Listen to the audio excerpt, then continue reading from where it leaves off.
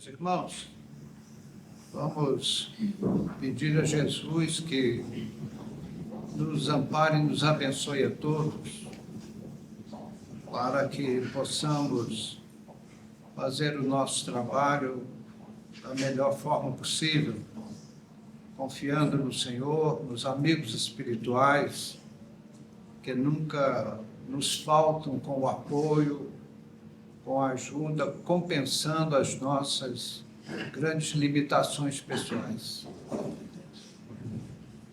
Nós diríamos que a reencarnação inclui-se naquele processo educativo das leis divinas.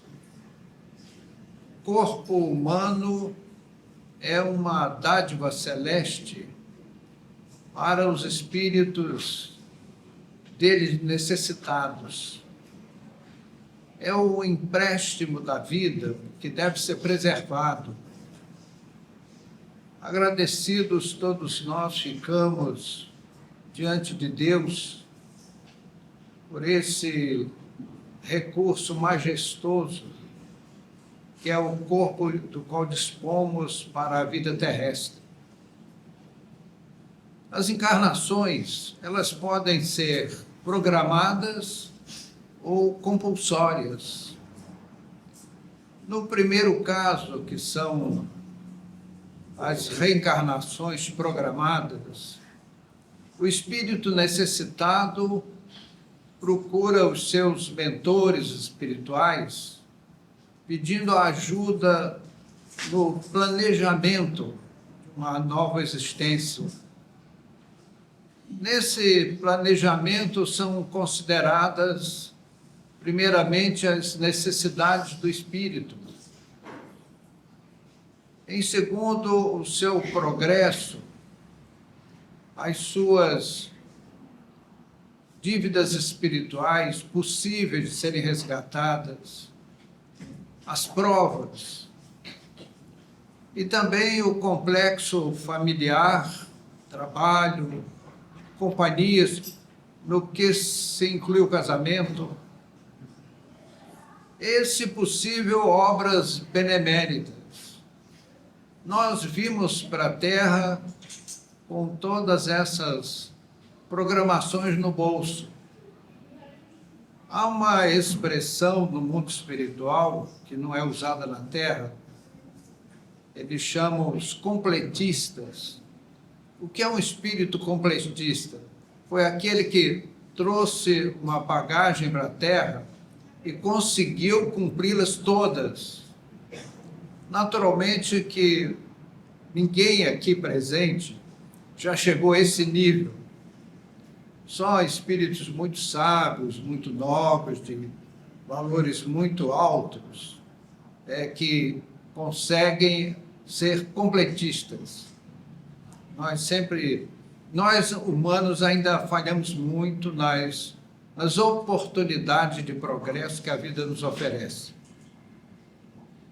Nas reencarnações compulsórias, são considerados aqueles espíritos com os quais o diálogo ficou inviabilizado. Estaríamos como exemplo aqueles irmãos nossos que precisam urgentemente de uma nova encarnação. Nós citaríamos os casos dos suicidas, que, embora ressurjam no mundo com alarmantes problemas congênitos, mas aquilo já é um progresso. Aquele espírito está transferindo para o arcabouço material todos aqueles desastres por ele compilados naquele momento de loucura em que pôs termo à vida. Então nós vemos crianças em estado assim extremamente chocante, as crianças excepcionais, por exemplo, que são já uma grande melhora do espírito. E eles não têm condições, nesse estado, de decidirem por eles. Então, são os amigos, são os tutores, são os mentores espirituais que tomam as decisões. Mas nós ainda temos aqueles que têm menos diálogo ainda, que são os revoltosos, os espíritos galvanizados no mal. Essas entidades, com elas não há diálogo. Então, a reencarnação, quando o alto determina, tem que ser compulsória. E a misericórdia divina, para cada caso é um caso. A misericórdia divina tem os seus caminhos, as suas técnicas para ir em socorro desses irmãos que são grandes necessitados, mesmo abraços com a rebeldia. Eles são, por serem rebeldes, ainda mais necessitados. Quando se fala em reencarnação compulsória, logo vem à nossa mente a ideia do livre-arbítrio. Parece que a reencarnação compulsória está se quebrando o livre-arbítrio de um espírito, que não é verdade.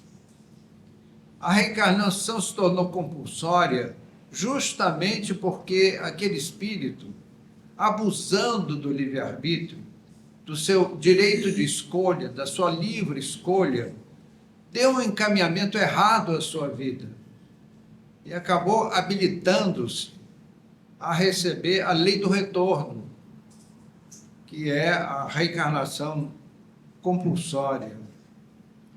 Nós, nesse mundo, meus amigos, queiramos ou não queiramos, de bom grado ou de mau grado, teremos que voltar a viver na Terra, é inevitável, impostergável. Nós não conseguimos fazer a nossa evolução adequadamente, vivendo só no mundo espiritual. Essa é uma pergunta que aqui e ali alguém faz. Por que a gente tem que vir viver na Terra? Não pode evoluir no mundo espiritual? Meus amigos, aqui na Terra, a gente, nem sempre, claro, mas aqui e ali nós encontramos casais dividindo o leito que são ex-inimigos mortais. Se não fosse a reencarnação, porque a reencarnação é uma coisa assim muito interessante de ser estudada. Quando uma pessoa está sofrendo e nós espíritas, bom, meu amigo, o que você está passando é consequência de um passado. O que a pessoa leiga logo diz? Ah, não é porque eu não me lembro. Eu consigo esquecer todo o dinheiro que eu devo. Isso é uma beleza, né? Será que, em esquecendo as minhas dívidas, eu não tenho que pagar? Uma pergunta, né? O esquecimento não quita. E nós esquecemos porque Deus é bom. Quando nós estamos muito aflitos, aflitíssimos do mundo espiritual, nós reencarnamos e aquela aflição desaparece, porque nós esquecemos. Então, na situação evolutiva em que estamos, no nosso momento histórico evolutivo, digamos assim, esquecer é uma boa coisa, é um alento, é um sossego. Então, é bom esquecer para podermos ter tranquilidade. Então, meus amigos, nós teremos que voltar a viver na Terra ainda por muitas oportunidades, por muitos tempos, e com esse belo esquecimento, porque é uma pausa para botar a cabeça no lugar e recomeçar em cada nova encarnação. Então, queiramos ou não, teremos que voltar a viver neste planeta terrestre para que nós possamos desenvolver a nossa alma, o nosso espírito. Nós não estamos, nunca estivemos esquecidos de Deus. A misericórdia divina sempre de nós se lembra e nos dá essas oportunidades. É muito comum nas na gravidez por estupro, acontecer a reencarnação compulsória. É quase que um casamento de ocorrência, nem sempre, mas é muito comum. Como também nas irresponsabilidades sexuais dos parceiros. É também, em ambos os casos, uma porta de entrada nesse mundo severa, adversa, mas é a oportunidade do espírito, inimigo do bem, de voltar a viver na Terra. Porque, meus amigos, nós colhemos o que semeamos. Não adianta nós tentarmos ocultar, ninguém viu. Nós somos cercados por uma multidão de testemunhas. E quando nós começamos a imaginar o mal, crescem essas testemunhas a vislumbrar o que estamos fazendo de errado, escondido dos homens. Local escuro, erro, sozinho, ninguém sabe, abrir o cofre. Mas só os nossos maus pensamentos são uma antena radiante para esse mundo de testemunhas. Então, amigos, tenhamos muita cautela com os nossos passos, com as nossas atitudes. Pautemos a nossa vida pelo correto, pelo legítimo, pelo honesto, sempre. É o melhor caminho para que, ao chegarmos na pátria espiritual, não sejamos surpreendidos de consciência. Aquelas coisas que achávamos que estavam ocultas, embaixo de toneladas de pedras, elas vão ser lançadas à nossa face pelos espíritos perseguidores. Não houve carência de esforços para abrir aos olhos desses espíritos impenitentes com os quais não se tem diálogo positivo, construtivo. Como também não faltou ajuda para que eles viessem participar do planejamento reencarnatório, daí a reencarnação compulsória. A misericórdia divina jamais esqueceu esses irmãos nossos, tanto sim que lhes enviou mentores para, com bondade, convencê-los ao bem, à construtividade, a um comportamento ético elevado. E se eles não abraçaram, é porque não quiseram. Mas não foi falta de providência divina para transmitir o bem a esses irmãos nossos. Eles, quem sabe, com o repetir das existências, abandonem o mal, substituindo pelo bem. E nós ficamos naqueles pensamentos positivos, desejando que assim o seja, e por um futuro breve. É o desejo nosso com todos os irmãos espirituais que não se devotam espontaneamente ao bem. Então, meus queridos amigos, a reencarnação é essa bênção divina que nos aproxima de Deus, que nos leva ao alto, às instâncias espirituais grandiosas. É aquela sublime dádiva de Deus aos seus filhos, sejam aqueles filhos voltados ao bem ou aqueles que não se dedicam ao bem, cultuando um mau comportamento. Mas Deus a eles também oferece a bênção da reencarnação, que faz desabrochar no nosso íntimo o amor que potencialmente todos nós temos. Até esses espíritos perturbados e perturbadores também são aquinhoados com o bem divino que potencialmente existe em seu coração.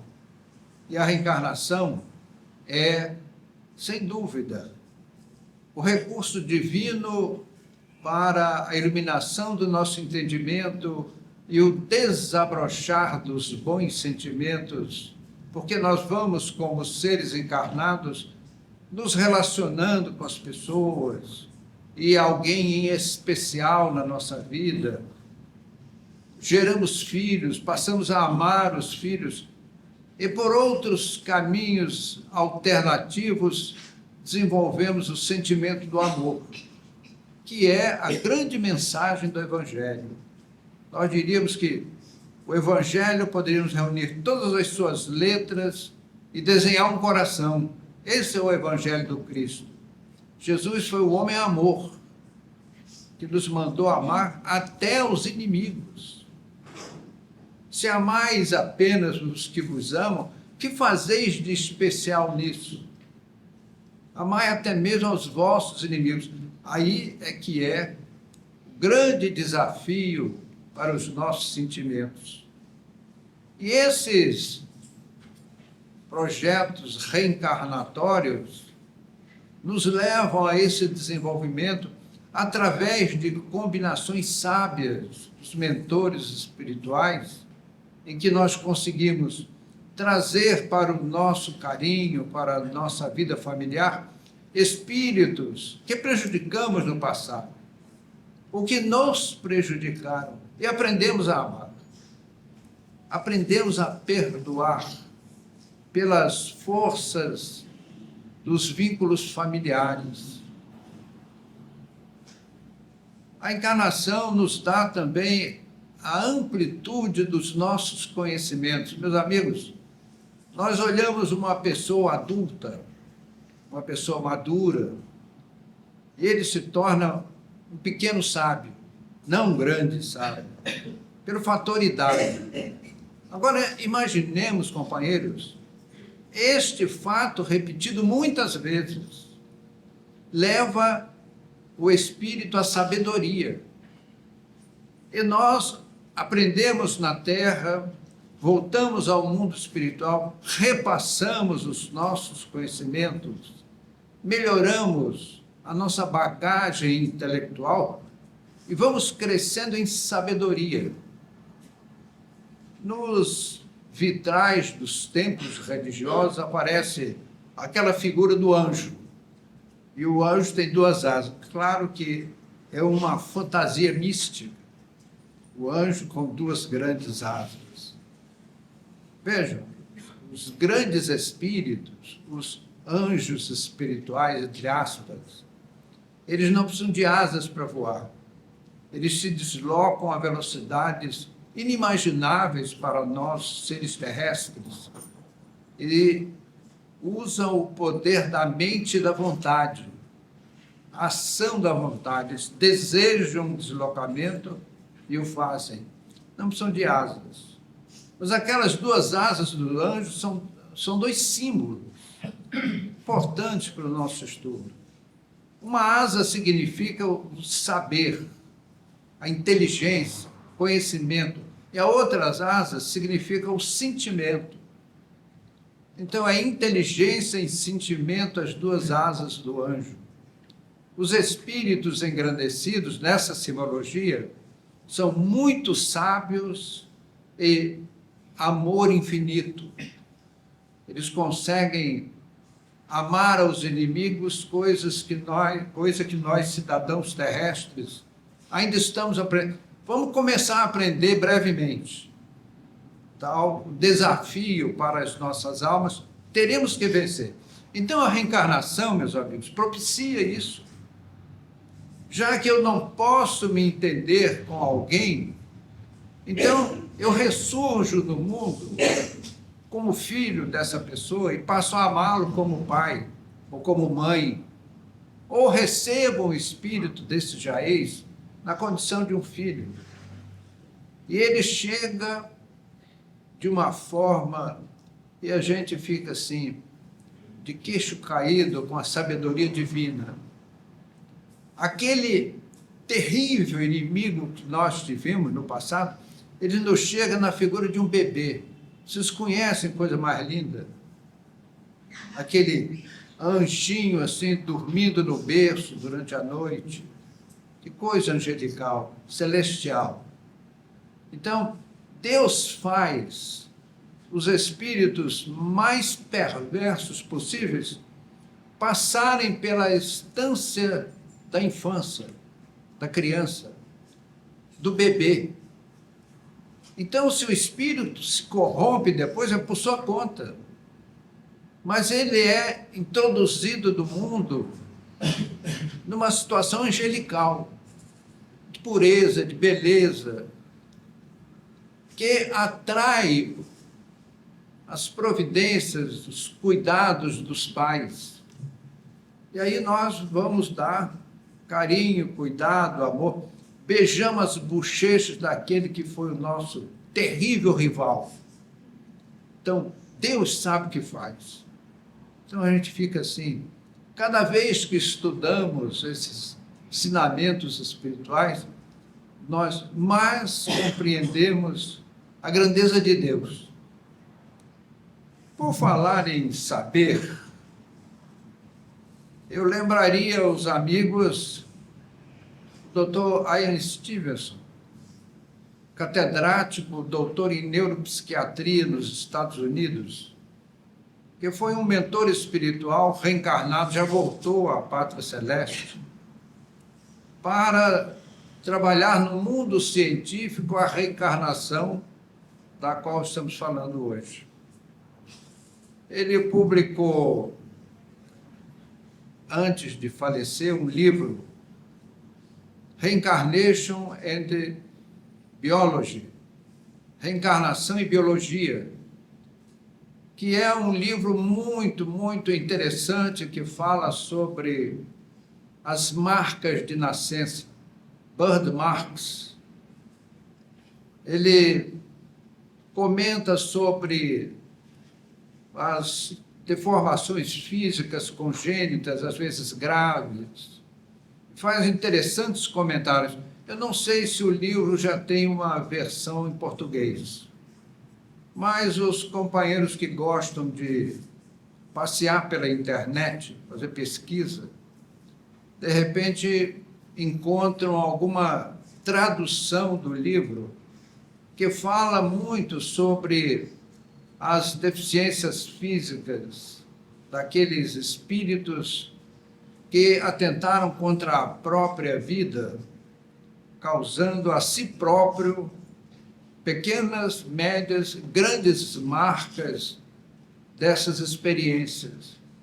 Então, o Dr. Ian Stevenson foi um companheiro nosso, ele nunca se disse espírita, mas fez um trabalho na América e para os homens de ciência do mundo, fazendo preciosos comentários sobre reencarnação.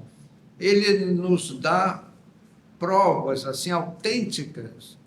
Ele publicou um livro, 20 Suggestive Cases of Reincarnation, 20 casos sugestivos de reencarnação. Meus amigos, ele fez 20 fichas que você não tem outra explicação que não seja reencarnação. Qualquer outra ideia não bate. E são coisas assim, simples, mas muito, muito positivas. Um dos psiquiatras que participavam do grupo do Dr. Stevenson, ele teve um paciente no seu consultório que apresentava umas marcas feitas a tiro, a bala, no seu abdômen. E ele tinha algumas pequenas disfunções intestinais em função daqueles tiros. Só que ele nunca teve tiro nenhum. Ele já nasceu com aquelas birthmarks, marcas de nascença, e sofria com aquilo. E aqui ali ele sonhava com aquele episódio. E era um cidadão americano. Então, o psiquiatra submeteu o rapaz a uma sessão de hipnose e fez uma regressão de memória através de uma indução hipnótica. E o rapaz foi recuando no tempo e, num dado momento, ele começou a falar um francês fluente, um belíssimo francês. O americano não é muito inclinado a falar outras línguas, tem muito má vontade, porque eles falam inglês, todo mundo, no mundo inteiro, todo mundo entende.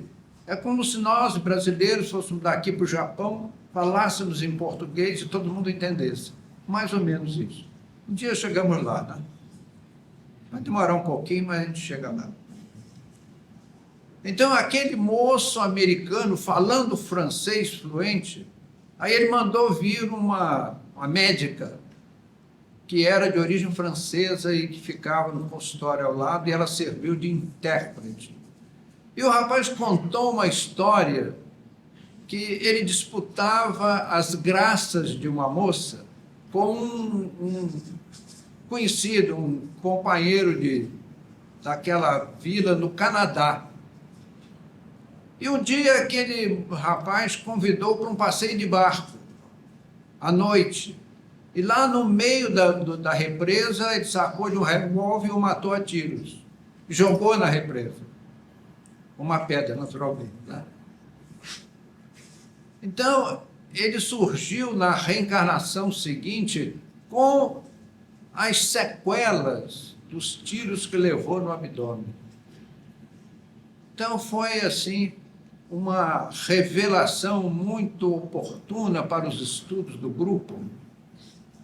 O grupo, então, resolveu, como o homem de ciência é um empedernido, né?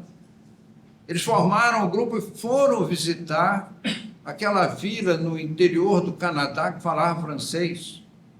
E foram fazer as pesquisas, os levantamentos dos registros policiais, cartoriais, e lá estavam autenticamente as expressões absolutamente corretas trazidas por aquele paciente em estado de hipnose. Então, essa é uma das fichas que nós estamos fortemente reduzindo por uma questão de fator tempo. Então, o Dr. Ian Stevenson, ele fez uma série de pesquisas que nós não temos outra resposta que não seja a reencarnação. Então, a reencarnação é uma bênção. Há pessoas que dizem, mas eu não quero mais, esse mundo é muito ruim. Meus amigos, esse mundo é o que nós precisamos e o que dele nós fazemos. Que o mundo vai melhorar, não temos dúvida, e já melhorou muito, muito, muito. Examine o passado. Na Idade Média era a lei do mais forte. Não havia lei, não havia respeito. Quem tinha dinheiro e força é que mandava. Haviam dois extremos, quem estava lá em cima e quem estava lá embaixo. Hoje nós já temos no mundo, a nível mundial, uma classe média, que não está nem lá embaixo, nem lá em cima. E essa classe média vai crescendo até dominar todo o planeta. Há no nosso futuro algumas situações belíssimas que a vida nos trará, a ciência nos trará. Nós temos um grande respeito pelos homens de ciência que melhoram a nossa qualidade de vida, que nos ajudam a fazer um mundo melhor. E a doutrina espírita é uma dessas obras da ciência, porque o espiritismo é uma filosofia com bases científicas e consequências éticas, morais, religiosas. Então, o espiritismo tem sua face científica, que nos mostra, através da mediunidade, nos trazendo comprovações inquestionáveis da sobrevivência da alma e da comunicação dos espíritos com os homens. Então, figuras humanas como o Dr. Ian Stevenson merecem toda a nossa admiração, e os seus livros são muito importantes para o nosso esclarecimento numa visão científica. Mas voltando à questão da reencarnação compulsória, que muitas pessoas acham que é um choque ao livre-arbítrio do cidadão cósmico, do Filho de Deus, nós rejeitamos essa posição porque é como uma criança que não quer tomar um remédio porque o gosto é desagradável. O remédio é amargo. A criança gosta de remédio doce, sabor morango ou chocolate de preferência. Mas quando o remédio é amargo, a mãe nem por isso deixa de dar o remédio. E assim se dá com o espírito rebelde. Ele é uma criança perniciosa. É uma criança mal criada, revoltada, que não aceita orientações. Então, por vezes, o remédio amargo é a reencarnação compulsória, a favor do próprio espírito. A mãe que dá um remédio amargo ao filho não o faz por raiva, por vingança, para punir o filho. Ele precisa do remédio, então vai amargo mesmo. Então, a técnica é tapar o nariz, que ele é obrigado a abrir a boca. Aí você enfia a colher com o remédio amargo e joga lá dentro. Aí ele é obrigado a tomar o remédio que precisa. Outras mães colocam a chupeta, aqueles que chupam a chupeta, e no cantinho da boca vai derramando o remédio. E chupa a chupeta e toma o remédio. Então as mães possuem muitas tecnologias de ponta, assim, a ponta do garfo, a ponta da colher, consegue resolver os impasses com os pimpolhos birrentos. E assim são os nossos irmãos teimosos da espiritualidade. Meus amigos, um dia eles descerão do pedestal, reconhecerão os seus erros. Nós já fomos assim, nós já passamos por essa fase. Ou será que já passamos? Ou estamos no meio? Ou ainda tem uma pontinha? Tem uma pontinha, né? Nós já estamos para lá do meio, mas ainda tem um saldo devedor do nosso espírito para vencermos a teimosia dos valores espirituais. É por isso, meus amigos, que nós aqui tanto falamos de Jesus e do seu Evangelho. Seu Evangelho é educador, orientador, que nós temos que ler um dos seus ensinamentos, depois fecha o livro, vai meditar sobre ele. Bastante. Um dia, 2 dias, uma semana, um mês. Para incorporarmos esses novos valores. Meus amigos, é assim que nós vamos nos engrandecer. Modificando a nossa alma para melhor, iluminando o nosso espírito, seguindo aquele conselho de Jesus, brilha a vossa luz. Era o que ele nos aconselhava. Meus amigos, muito obrigado, o Senhor nos abençoe.